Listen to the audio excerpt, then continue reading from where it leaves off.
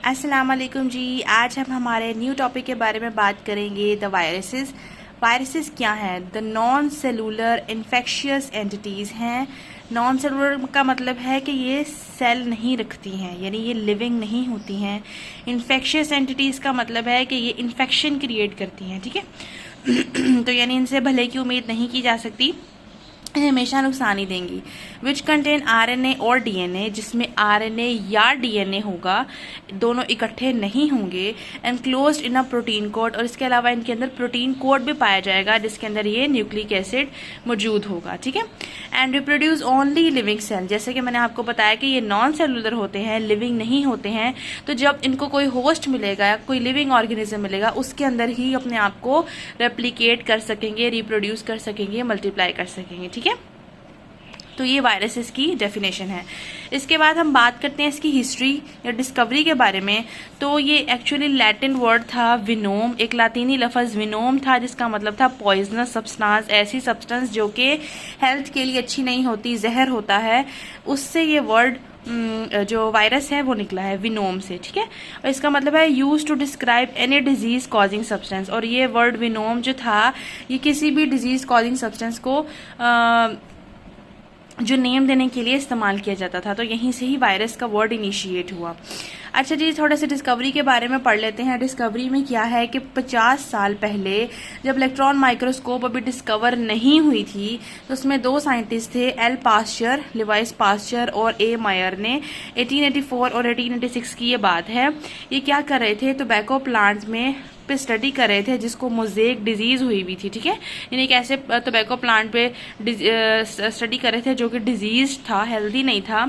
इन्होंने क्या किया, उसके ए सेलुलर डिजीज कॉजिंग एजेंट देखे कि इसके अंदर जो डिजीज फैला रहे हैं वो ए सेलुलर है, यानी अपना सेल नहीं रखते हैं, और न्यूक्लिक एसिड भी है उनके अंदर, प्रोटीन कोड के अंदर, ठीक है जी। और disease can be transfer from one host to another under controlled lab conditions. उन्होंने ये बताया कि इसके अंदर जो डिजीज फैला रहा है वो एक ऐसा एजेंट है जो ए सेलुलर है, उसके अंदर न्यूक्लिक एसिड है जो कि प्रोटीन कोड से ढका हुआ है, और ये क्या करता है, एक होस्ट से दूसरे होस्ट तक जो डिजीज है वो ट्रांसफर करता है। लेकिन अगर आप उसको कंट्रोल लैब कंडीशंस दोगे, ठीक है, कि अगर कोई भी कंडीशन है जो उसकी फ्लक्चुएट होगी तो वो डिजीज नहीं फैलाएगा, इन्होंने ये बताया था।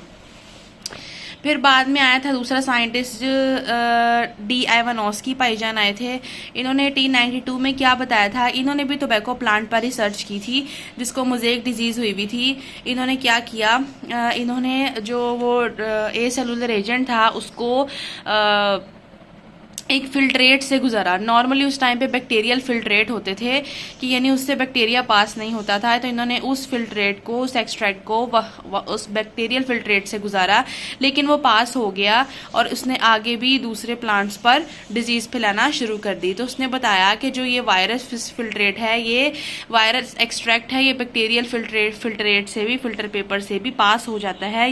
क्यों पास हो जाता है? क्योंकि इसका साइज फिर बैक्टीरिया से भी छोटा होगा, तभी ये इन फिल्टर पेपर के जो पोर्स है उसमें अटकता नहीं है, पास हो जाता है, ठीक है। तो ये डी आइवानोस्की ने 1892 में बताया था। उसके बाद एम बेजर्निक था 1896 में, इन्हें की कीता सी, इसने बताया था कि virus possesses the property of replication, कि जो वायरस हैं वो रेप्लिकेट करते हैं। कैसे?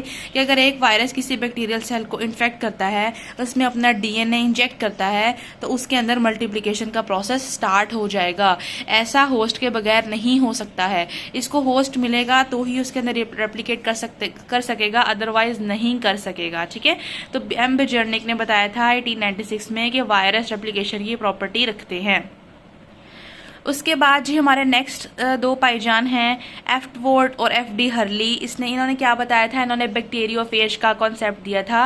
बैक्टीरियोफेज का कॉन्सेप्ट सबसे पहले ये दो एफ बंदों ने दिया था।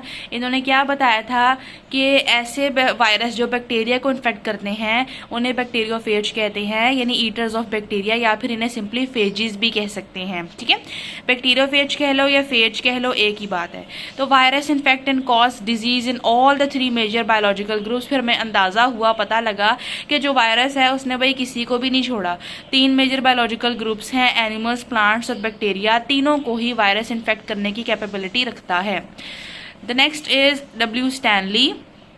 डब्ल्यू स्टैनली ने 1933 में बताया था कि जो स्ट्रक्चर है प्लांट वायरस का इसने दिया था, टोबैको मोज़ेक वायरस TMV जो वायरस था, प्लांट वायरस था जो प्लांट्स को इन्फेक्ट करता है, उसका स्ट्रक्चर इसने दिया था। कैसे दिया था? इसने वायरस को क्रिस्टलाइज कर लिया था और उसने देखा कि वो वायरस सबसे ज़्यादा प्रोटीन से मिलकर बना हुआ है। फिर बाद में दूसरे साइंटिस्ट ने देखा कि ये क्रिस्टल्स के अंदर थोड़े से पोर्शन RNA के भी हैं, और फिर केमिकल स्टडीज़ की बेस पर पता लगा कि कुछ में DNA होता है RNA की जगह। लेकिन कोई भी वायरस RNA और DNA इकट्ठा नहीं पोजेस करता। सम कंटेन लिपिड्स और सम कंटेन प्रोटीन, और कुछ में लिपिड्स और प्रोटीन्स की भी क्वांटिटी होती है। तो डब्ल्यू स्टैनली ने क्या किया था? TMV का स्ट्रक्चर दिया था। कैसे? इन्होंने वायरस के क्रिस्टल्स बना के देखे थे और बताया कि जो वायरस है सबसे ज़्यादा प्रोटीन से मिलकर बना है, क्योंकि न्यूक्लिक एसिड के गिर्द सिर्फ प्रोटीन का ही कोट होता है और वायरस का स्ट्रक्चर बहुत बड़ा नहीं होता है। तो मेनली ये प्रोटीन से मिलकर बना था। फिर दूसरे साइंटिस्ट ने देखा कि वायरस के अंदर स्मॉल पोर्शन RNA के भी हैं, और केमिकल स्टडीज की बेस पर पता चला कि कुछ में DNA भी पाया जाता है। लेकिन ऐसा इस दुनिया में कोई वायरस नहीं है जिसमें RNA और DNA दोनों पाए जाएं, ठीक है। कुछ में लिपिड्स और प्रोटीन्स भी होते हैं।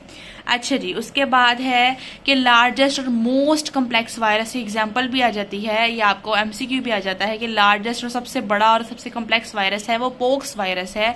ये क्या है? न्यूक्लिक एसिड से और काफ़ी इंटरनल कंपार्टमेंट से मिलकर बना है, ठीक है। तो इसका जो स्ट्रक्चर है वो सबसे ज़्यादा कम्प्लेक्स है और ये सबसे बड़ा है। आई होप आज का लेक्चर आपको समझ में आया होगा। बहुत ही इंटरेस्टिंग, बहुत ही ईजी सा था। आपने जो साइंटिस्ट हैं उनके नेम अच्छे से याद कर लेने हैं, और इसके अलावा उनकी जो डिस्कवरी थी वो एक दफ़ा आपने अच्छे से देख लेनी है, और इसके अलावा आपने वो सन देख लेना है कि किस ईयर में उन्होंने ये काम किया था।